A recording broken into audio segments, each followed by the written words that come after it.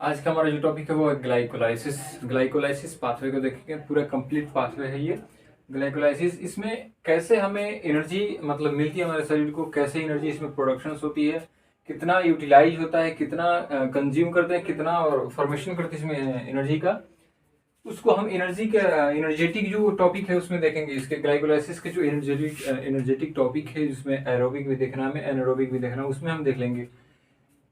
सबसे पहले हम देख लेते हैं इसमें पाथवे कैसे होती है, कैसे रिएक्शन करता है, इसमें कौन कौन से एंजाइम इन्वॉल्व होते हैं, कितना एटीपी का फॉर्मेशन हो रहा है, कितना एनएडीएच का फॉर्मेशन हो रहा है, इसको देख लेते हैं। सबसे पहले ग्लाइकोलाइसिस के बारे में देख लेते हैं कुछ कि ग्लाइकोलाइसिस क्या है। ग्लाइकोलाइसिस जो होता है ना, मतलब प्रोसेस होती है जिसके थ्रू क्या होता है, ग्लूकोज का, जनरली कह सकते हैं ग्लूकोज का फॉर्मेशन। मतलब कि ये जो ग्लाइकोजन होता है ना हमारे शरीर में, ग्लाइकोजन को स्टोर करने में भी हेल्प करती है और हमारे शरीर को लगभग 65 टू 70% एनर्जी जो होती है ना ये देती है, इसके थ्रू मिलती है हमें। तो अगर ये लिप्स कर, ये मतलब अगर डिक्रीज कर जाए, ये पाथवे परफॉर्म होना बंद हो जाए तो बहुत ही प्रॉब्लम हो जाएगी, हमारे शरीर को एनर्जी प्रॉपर नहीं मिल पाएगी। जैसे इसकी कमी हो जाए, ये प्रोसेस अगर बंद हो जाती है तो क्या होती है कि ग्लाइकोजन जो होता है ना, ग्लाइकोजन वो जो स्टोर्ड ग्लाइकोजन होता है वो क्या होती है, टूटती है। टूट करके हमें फिर से क्या करती है, ग्लूकोज हमें प्रदान करती है, ग्लूकोज हमें प्रोवाइड करती है। जैसे कोई फास्टिंग होता है ना, तो फास्टिंग के दौरान जो होती है ना, ग्लूकोज हमें ग्लाइकोजन से ही प्राप्त होता है। चलिए तो सबसे पहले इसके पाथवे को हम देख लेते हैं। पाथवे क्या है, यहाँ पर देखिए क्या रहेगा, ग्लूकोज ग्लूकोज किस में कन्वर्ट हो रहा है, ग्लूकोज कन्वर्ट हो रहा है ग्लूकोज 6 फॉस्फेट में। ग्लूकोज 6 फॉस्फेट में कन्वर्ट होने के लिए क्या यहाँ पर कैटलिस्ट का यूज किया गया है। यहाँ पर देखिए हेक्सोकाइनेज, ये कैटलिस्ट है, ये एक पर मतलब इंजाइम है। इंजाइम क्या करता है, कैटलिस्ट का ही काम करता है। इंजाइम का यही काम है कि वो क्या करता है, रेट ऑफ रिएक्शन को बढ़ाता है। रेट ऑफ रिएक्शन या वेलोसिटी जो होती है उसकी क्या करता है, उसको इंक्रीज करता है। तो ग्लूकोज क्या होता है, ग्लूकोज 6 फॉस्फेट में कन्वर्ट होते हैं। और यहाँ पर जो एंजाइम है ना, उसका यूज हो रहा है, कौन सा एंजाइम है, हेक्सोकाइनेज एंजाइम है। यहाँ पर एटीपी क्या हो रहा है कि एडीपी में कन्वर्ट हो रहा है, यानी कि यहाँ पर क्या हो रहा है, एटीपी यूटिलाइज हो रहा है। एटीपी जो है ना क्या हो रही है, एडीपी में कन्वर्ट हो रहा है। एटीपी मतलब एडिनो ट्राइफॉस्फेट, जो क्या हो रही है, एडिनो डाइफॉस्फेट में कन्वर्ट हो रही है। यहाँ पर पीआई यानी कि फॉस्फेट ग्रुप रिलीज हो रही है। जब टूटता है तो 7.3 कैलोरी एनर्जी भी क्या होती है, रिलीज होती है। और वो एनर्जी कहाँ पर यूटिलाइज होती है, वो एनर्जी हमारे ब्रेन में यूटिलाइज हो जाती है, या स्केलेटन मसल्स में, मूवमेंट में, कंट्रक्शंस में, बहुत सारे फंक्शन जो होती है बॉडी की उसमें यूज हो जाते हैं। तो यहाँ पर ग्लूकोज जो 6 फॉस्फेट है वो क्या हो रही है, वो कन्वर्ट हो रही है ग्लूकोज 6 फॉस्फेट से फ्रक्टोज 6 फॉस्फेट में। अब ये फ्रक्टोज 6 फॉस्फेट में कन्वर्ट होने के लिए जो है यहाँ पर एंजाइम का यूज किया गया, फोस्फोग्लूकेज आइसोमेरिज्म, ये एंजाइम है। ये एंजाइम क्या कर रही है, इसको कन्वर्ट होने में सुटेबल कर रही है, आसानी कर रही है। मतलब कि ये क्या कर रही है कि इसके जो कन्वर्टर में इसके रेट को बढ़ा दे रही है, इसकी वेलोसिटी को बढ़ा दे रही है, आसानी से ये क्या कर रही है, कन्वर्ट कर दे रही है। अब यहाँ पर जो फ्रक्टोज 6 फॉस्फेट है, फ्रक्टोज 6 फॉस्फेट से किस में कन्वर्ट हो रहा है, फ्रक्टोज 1,6 फॉस्फेट, सॉरी बाइफॉस्फेट है। इसमें कितने का अंतर है, यहाँ पर देखिए सिर्फ यहाँ पर 6 है, यहाँ पर 1,6 है, और यहाँ पर सिर्फ बाई लगा है, क्योंकि यहाँ पर दो चीज है ना 1,6, तो इसलिए यहाँ पर बाई लगा है। देखिए ऐसे याद कीजिएगा, एक दोनों में क्या है, थोड़ा सा का अंतर है। और इसमें जो एंजाइम का यूज हुआ है ना, फोस्फोफ्रक्टोकाइनेज का यूज हुआ है। फोस्फोफ्रक्टोकाइनेज इसी से रिलेटेड भी है, ये एंजाइम से ही रिलेटेड है। तो फोस्फोफ्रक्टोकाइनेज का यूज हुआ है। इसमें भी क्या हो रहा है कि एटीपी जो है ना एडीपी में कन्वर्ट हो रही है, एडिनो ट्राइफॉस्फेट हो रही है, वो क्या हो रही है, कन्वर्ट हो रही है किसमें, एडिनो डाइफॉस्फेट में। यहाँ पर एडिनो डाइफॉस्फेट में कन्वर्ट हो रही है। इसमें क्या हो रहा है, इसमें भी पीआई मतलब कि 7.3 एनर्जी है ना, वो क्या हो रही है, यहाँ पर रिलीज हो रही है। अब यहाँ पर जो फ्रक्टोज 1,6 बाइफॉस्फेट है ना, 1,6 बाइफॉस्फेट क्या होती है कि ये एल्डोज एंजाइम है, एल्डोज के प्रेजेंस में क्या हो रही है कि दो पार्ट में डिवाइडेड होती है। यहाँ पर मतलब दो पाथवे यहाँ पर इन्वॉल्व होता है। एक में क्या करती है कि यहाँ पर एल्डोज जो है ना, एल्डोज के प्रेजेंस में क्या करती है कि डाईहाइड्रोक्सी एसीटोन फॉस्फेट का प्रोडक्शन करती है, डाईहाइड्रोक्सी एसीटोन फॉस्फेट बना रहा है यहाँ पर। और एक तरफ क्या बना रहा है, ग्लिसरॉल्डिहाइड 3 फॉस्फेट, एक तरफ ग्लिसरॉल्डिहाइड 3 फॉस्फेट बना रहा है। अब देखिए यहाँ पर ये और ये ग्लिसरॉल्डिहाइड 3 फॉस्फेट और डाईहाइड्रोक्सी एसीटोन फॉस्फेट, ये दोनों क्या है, इंटरचेंजेबल है आपस में। और इसमें चेंजेबल होने के लिए क्या करना पड़ता है, इसमें कौन सा एंजाइम का यूज होता है, triphosphate isomerism. Triphosphate isomerism enzyme है जो कैटलिस्ट का काम करता है। और इनको इंटरचेंज करने में हेल्प करता है। तो ये इंटरचेंज भी हो सकते हैं, कोई दिक्कत नहीं।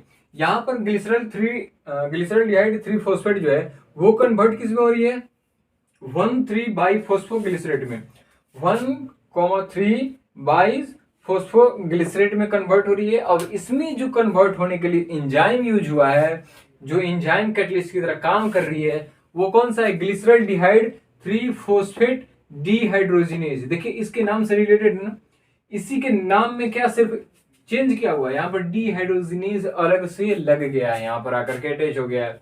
तो इसी के नाम से क्या एंजाइम है, तो इससे क्या बन रहा है, 1,3 बाई फोस्फोग्लिसरेट बन रही है। अब बनने के दौरान क्या हो रही है कि NAD और PI ये मिल करके क्या करते हैं, इस रिएक्शन में मिल करके NADH का फॉर्मेशन कर रहे हैं। NADH यहाँ पर बन रहा है। तो यहाँ पर क्या देखा हमने अभी तक कि यहाँ पर ATP बन रहा था, यहाँ पर ATP यूटिलाइज हो रहा है, यहाँ पर भी ATP यूटिलाइज हो रहा है, लेकिन यहाँ पर क्या हो रहा है, एक NADH का फॉर्मेशन हो रहा है। और NADH क्या होता है, NADH में जो होता है ना 3 ATP इन्वॉल्व होते हैं, 3 ATP इसमें मॉलिक्यूल्स होते हैं NADH में। तो यहाँ पर समझिए कि 3 ATP का फॉर्मेशन हो रहा है, ठीक है।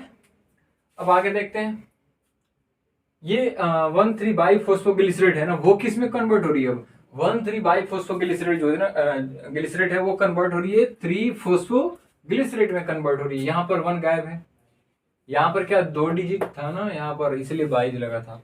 यहाँ पर क्या 1 डिजिट है तो बाई हट गया। तो यहाँ पर क्या सिर्फ 3 है, 3 फोस्फोग्लिसरेट है।